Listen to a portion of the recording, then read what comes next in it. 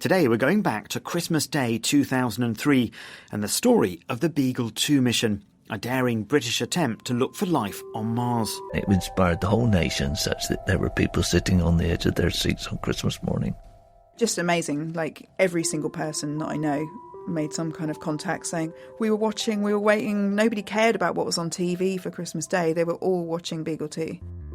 It's early on Christmas morning 2003 and journalists and scientists are packed into a room in central London. They're waiting for news from Beagle 2, the first lander since the 1970s to look specifically for evidence of life on Mars. And all eyes are on Professor Colin Pillinger of the Open University, the driving force behind the mission. 6 o'clock this morning and the first chance to hear from Beagle 2. The project's mastermind is on the line to NASA, but from the Martian surface there's just silence. I'm afraid it's a bit disappointing, but it's not the end of the world. Please don't go away from here believing that we've lost this spacecraft. We'll hear more about what happened to Beagle 2 later. But the story of the mission begins a few years earlier with the unorthodox and hugely charismatic figure of Professor Pillinger.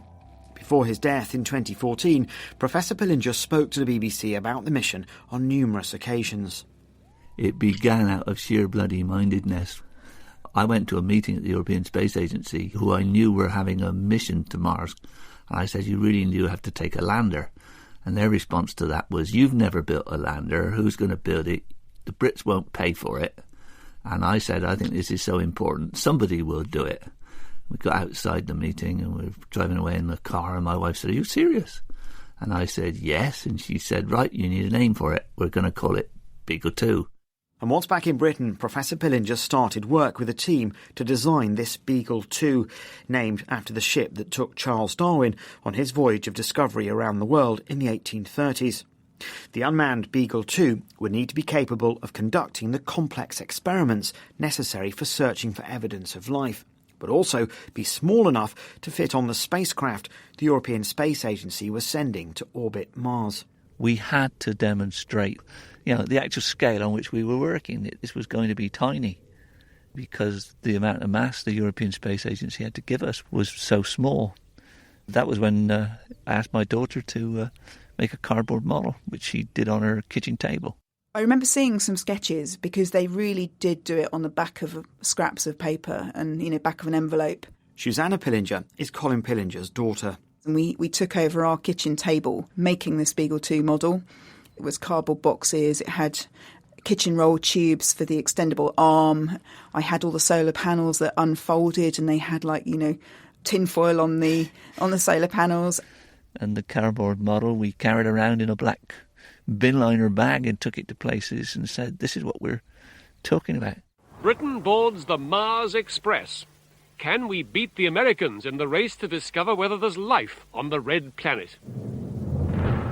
Newsnight learned tonight that a British team of scientists is to lead a European space effort to reveal the secrets of Mars. What about the money? Are you yet fully resourced? There is not a pound on the table yet for this lander, and that's an important fact. But Professor Pillinger wasn't just trying to raise money for the mission. He also wanted to capture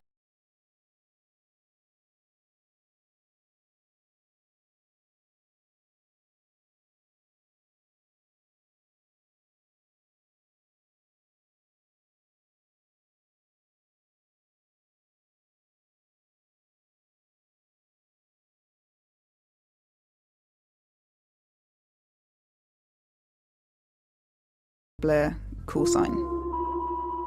It was the signal on my mobile phone as well as it was my ringtone until my phone got run over. Despite his somewhat unorthodox approach, Professor Pillinger's team succeeded in coming up with a highly innovative design for their Mars lander and built it on a tiny budget in time for the launch of the European Space Agency's mission in June 2003. We're on the launch pad. In a few days from now, the rocket will ignite and will take us off the Earth's surface. It's the smallest, most cost-effective planetary probe there's ever been. So we wish now good luck to Europe's first mission to Mars.